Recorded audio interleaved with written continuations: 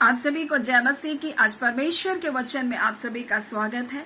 परमेश्वर पिता आज अपने वचनों के द्वारा आप सबको बहुत ऐसे आशीष को दे। पिता परमेश्वर अपने वचनों के द्वारा आपसे बोले और बातचीत करे। और आज हम परमेश्वर के वचन से कुछ बातों को सीखेंगे परमेश्वर के स्वभाव के बारे में। जब लोग परमेश्वर से दूर जाना चाहते हैं तो परमेश्वर क्या करता है।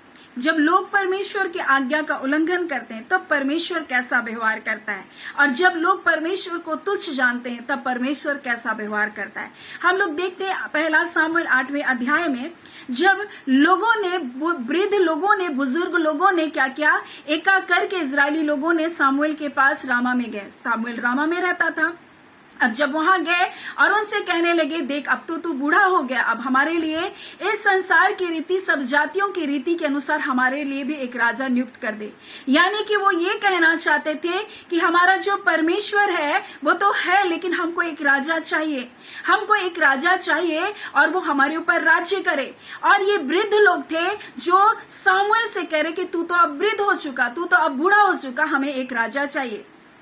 तब यहाँ पर सामुएल को ये बात बहुत बुरी लगती है और वो परमेश्वर के सामने जाता है, परमेश्वर के सामने बिलाप करता है। तब परमेश्वर बोलता है, उसने तुझे नहीं परंतु मुझे ही राजा होने के लिए निकम्मा जाना, परंतु अब तूने बता दे कि जो राजा होगा उनको अच्छी रीति से समझा दे कि जो राजा होगा वो तुझसे कैसा बर्ताव करेगा, कैसा व्यवहार करेगा।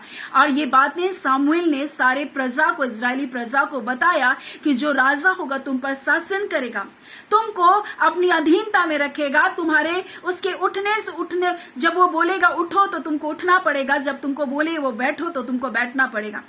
सब कुछ जानने के बावजूद इन्होंने कहा नहीं, हमें तो राजा चाहिए। परमेश्वर ने कहा ठीक है, जो कुछ वो तुमसे कह रहा उसी के अनुसार कर। और इन्होंने उनके लिए एक राजा नियुक्त किया। अब परमेश्वर ने उनके लिए एक राजा नियुक्त कर दिया, परंतु परमेश्वर इस बात को भी सामुएल नबी के द्वारा बताया वहां पर कि जैसे ही कटनी का समय आया, और वो गेहूं की कटनी का समय था, और जब गेहूं की कटनी काटी जा रही थी तब सामुएल ने प्रार्थना किया। और वहां लिखा है कि मेघ गरजा और वहां पर बारिश हुई, वर्षा हुई, और वहां पर लिखा है कि कटनी के समय में ये भारी वर्षा हुई। और जब कटनी के समय वर्षा होती है तो फसल का नुकसान हो जाता है, फसल का बर्बाद हो जाता है। और तब उन्हें बताया गया कि तुमने जो अपने लिए राजा नियुक्त किया वो राजा तुमको इन हानियों से नहीं बचा सकता, इन हानियों से नहीं बचा सकता। वैसे ही परमेश्वर, जब परमेश्वर के लोग जो परमेश्वर से दूर होना चाहते हैं, परमेश्वर उनको जाने देता है कि तू चला जा, लेकिन उसको निर्देश भी देता है, उसको चेतावनी भी देता है, देख तू मुझसे दूर जाएगा तो तुझको ये हानि हो सकती है, तो तेरे जीवन में ये बातें घटिया हो सकती है। लेकिन फिर भी इन्होंने जिद से राजा की मांग की। तब परमेश्वर ने वहां अपनी सामर्थ को दिखाया कि मुझसे दूर जाना क्या बात है बोल करके। परंतु आज कई बार कई लोग, जब उसके प्रिय लोग उनको छोड़कर चले जाते हैं, वो शोक करते हैं। और ऐसे ही सामुएल भी शोक कर रहा था साउल राजा के लिए, क्योंकि साउल राजा भी जो कुछ परमेश्वर ने उससे कहा तो उस बात को नहीं किया। यानी उसने अमालेकियों का पूरी रीति से नाश करने बोला, परंतु उसने अमालेकी की राजा अगाग को बंधुआ बनाया, परंतु उसे मारा नहीं। उसकी अच्छी अच्छी भेड़ बकरियों को रखा, परंतु उसको खत्म नहीं किया। परंतु ये बुजुर्ग सामुएल क्या किया, जब इसने देखा कि जो साउल राजा जो काम नहीं किया, तब ये बुजुर्ग सामुएल, हम देखते हैं 16 अध्याय में, उसने क्या किया, राजा अगाग को मारा। राजा अगाग सोच रहा था कि साउल तो मुझको बचाया, अब वो भी जब उसको बुलाएगा वो भी बड़ी खुशी से आया और इस बात को कहते हुए आया कि मृत्यु का शोक तो अब मेरे निकट से चला गया, क्योंकि अब सामुएल मुझको नहीं मारेगा। परंतु सामुएल बुजुर्ग होने पर भी उसने परमेश्वर की आज्ञा का पालन किया। परंतु अब ये शोक कर रहा है राजा साउल के लिए, क्योंकि उसने आज्ञा उल्लंघन कर दिया।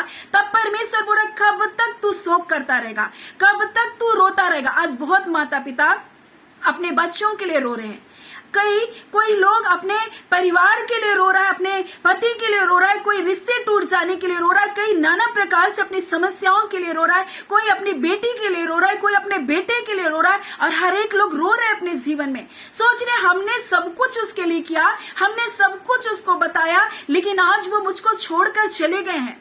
तो परमेश्वर कहना चाहता है तू कब तक विलाप करता रहेगा उसके लिए।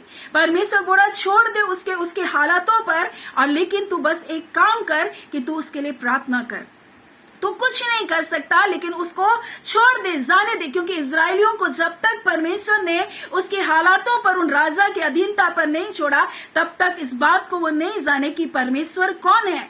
इसलिए परमेश्वर भी कभी कभी हमें ऐसे हालातों में जाने देता है जहां हम सीख सकें। आप समझा कर भी उसको रोक नहीं सकते, आप हाथ जोड़ करके भी उसको रोक नहीं सकते, क्योंकि उसको जाना ही है तो वो अपनी जिद पर अड़ा रहेगा, क्योंकि ये मनुष्य का स्वभाव है। इनको राजा चाहिए था तो राजा चाहिए था। परमेश्वर ने उसको समझाया, उनको बताया कि राजा क्या क्या करेगा, फिर भी उन्होंने कहा हमको राजा चाहिए। परंतु परमेश्वर ने बताया राजा तुमको तुम्हारी हानि से तुमको बचा नहीं सकता, लेकिन मैं जो राजा हूं तुमको हर संकटों से बचा सकता हूं, हर विपदाओं से बचा सकता हूं, तुमको अच्छा जीवन दे सकता। परंतु उन्होंने सर्वशक्तिमान परमेश्वर को अपना राजा बनाने के लिए उसको निकम्मा जाना, तो परमेश्वर ने भी अपनी महिमा को वहां दिखाया।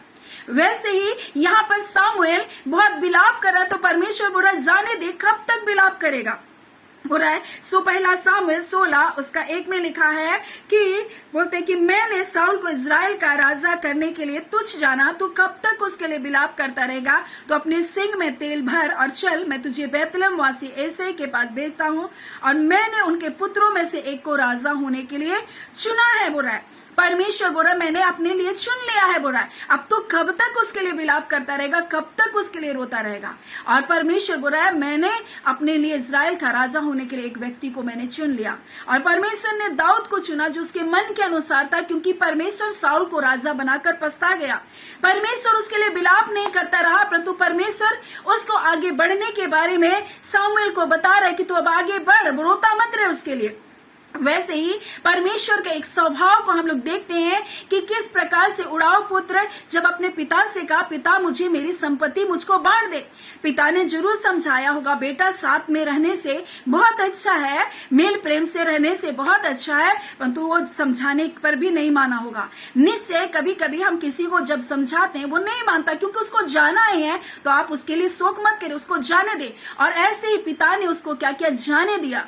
जब वो गया अपने जीवन को सारे भोग विलास में, सारे ऐसो आराम में व्यतीत किया, बहुत समय तो बहुत अच्छा था होगा, लेकिन जब उसके जीवन में अकाल आया, जब उसके जीवन में संकट आया, जब वो सूअर की फलियों को खाने लगा, तब उसके अकल ठिकाने आई, तब उसको पता चला कि पिता क्या है। परंतु यहाँ पिता के बारे में हम देखते हैं कि पिता अपने पुत्र का इंतजार कर रहा है। वैसे ही परमेश्वर आज आपसे कहना चाहता है, हो सकता है आपके बेटे, आपकी बेटियां, आपके परिवार के लोग आपको छोड़कर चले गए हैं, आपके प्रिय आपको छोड़कर चले गए हैं, तो आप रोते ना रहे, परंतु आप उसके लिए प्रार्थना करें और आप उसके लिए निरंतर प्रार्थना करें कि परमेश्वर वो पापों के रास्ते पे चला गया, वो कुमार्गों में चला गया, लेकिन आप उसको लेकर आ सकते हैं, आप उसके मन को बदल सकते हैं, आप उसकी जिंदगी को बदल सकते हैं, आप उसके सोच को बदल सकते हैं। आप उसके लिए प्रार्थना करें।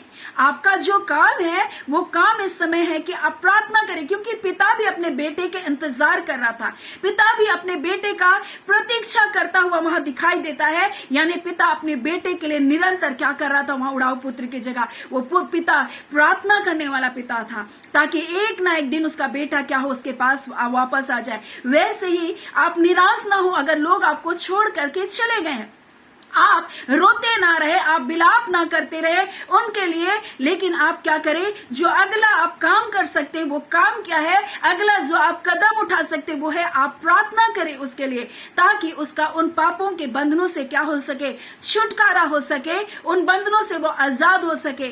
और आप क्या कर सके, इस बातों को लेकर शोकित ना रहें, क्योंकि आप जब शोकित रहेंगे, आप जब निराश रहेंगे, तो कभी भी आप अगला कदम नहीं उठा सकते, ना आप उसके लिए प्रार्थना कर सकते। बस आप उसके लिए शोक करते करते क्या करेंगे, अपने जीवन को खत्म कर देंगे। इसलिए परमेश्वर कहता है तू कब तक रोता रहेगा, जाने दे, उन बातों को जाने दे। अगर आप उसको पकड़ करके रखेंगे तो आपके जीवन में वो कठिनाई को लेकर आएगा, वो आपके जीवन को तोड़ देगा, वो आपको बीमार कर देगा, वो आपको हताश कर देगा, वो आपको निराश कर देगा और आपको आगे बढ़ने से वो रोक देगा। आपकी जीवन गति क्या हो जाएगी, रुक जाएगी, आपकी परिस्थितियां ठहर जाएगी, आप आगे नहीं बढ़ पाएंगे। लेकिन परमेश्वर कहना चाहता है तू कब तक विलाप करता रहेगा, कब तक उसके लिए शोक करता रहेगा। बोल रहा है, इसलिए बोल रहा है अपने सिंह में तेल भर और चल, बोल रहा है। यानी कि आप परमेश्वर के अभिषेक के तेल में बढ़े, परमेश्वर के प्रार्थना में बढ़े, परमेश्वर के वचन में बढ़े, परमेश्वर की संगति में बढ़े और आप अपने जीवन को आगे बढ़ाते जाएं।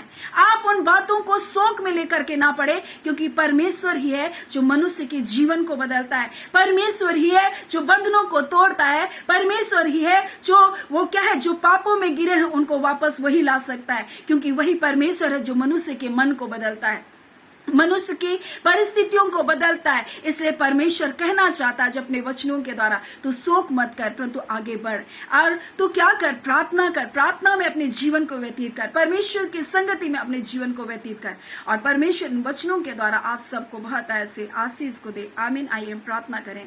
धन्यवाद देते हैं जीवते सच्चे सामर्थ्य खुदावन खुदा, राजाओं के राजा, प्रभुओं के प्रभु। हाँ खुदावन परमेश्वर, आज कितने ऐसे लोग हैं जो अपने परिवार में किसी भी बात को लेकर शोकित है प्रभु, चाहे बच्चों के कारण, चाहे परिवार के किसी भी सदस्य के कारण, हाँ पिता, चाहे किन्हीं भी परिस्थितियों के कारण वो शोक कर रहे पिता, परंतु खुदावन आप कहना चाहते खुदावन अपने लोगों को आज के दिन, तू शोक मत कर परंतु आगे बढ़ खुदावन प्रभु जी। हाँ तू कब तक विलाप करता रहेगा उन बातों को लेकर, उन पिछली बातों को लेकर, परंतु आगे बढ़ और अपने जीवन को परमेश्वर के संगति में तू ले आ। ए खुदावन परमेश्वर, इस वचन के अनुसार प्रत्येक के जीवन में प्रभु जी वो शोक की बातों के बंधन, अंधकार के बंधन, निराशा के बंधन टूटने पाए खुदान, और ये आगे बढ़ने वाले बन सके खुदान प्रभु जी। आपके प्रेम में पिता, आपकी उपस्थिति में इनका जीवन बढ़ता जाए खुदावन परमेश्वर पिता।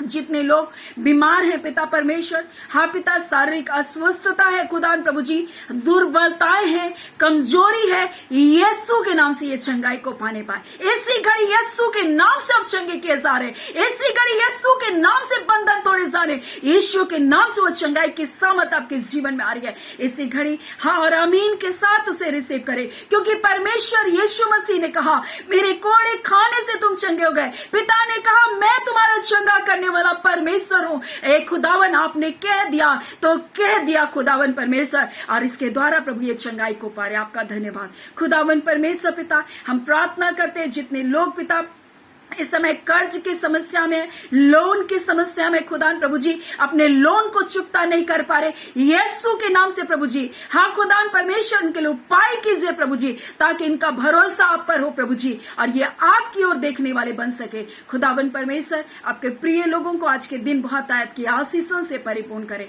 खुदावन परमेश्वर। आपने खुदावन इस मंत्र परमेश्वर अपने लोगों के लिए बड़ी भलाई की आशीष को रखा है, छुटकारे की आशीष को रखा है। ये मंत्र प्रगटीकरण का मंत्र परमेश्वर उनके लिए होने जा रहा है। हाँ पिता परमेश्वर, जो 9 महीने खुदा ने इन्होंने आंसुओं को बहाकर प्रार्थना किया, ये मंत्र इनके लिए आशीषों का मंत्र, प्रगटीकरण का मंत्र है प्रभु जी, और ये आपकी भलाई को देखने जा रहे पिता। आपका धन्यवाद पिता, उन भलाइयों को जो इन्होंने पिछले महीने नहीं देखा, पिछले 9 महीने नहीं देखा, इस मन से प्रभु जी, हाँ खुदा इस समय से प्रभु जी इनके जीवन में भलाई प्रकट होने पाए खुदावन। आपने जय छुटकारे को दिया, आप भलाई को दिखा रहे प्रभु, आपका धन्यवाद देते। प्यारे पिता, हम सारी आदर महिमा केवल और केवल आपको देते हैं। प्रार्थना हम यीशु के नाम से मांग लेते हैं, दया सुने अनुग्रह से ग्रहण कर लीजिएगा। आमीन। परमेश्वर पिता आप सबको बहुत ऐसे आशीष को दे। आमीन।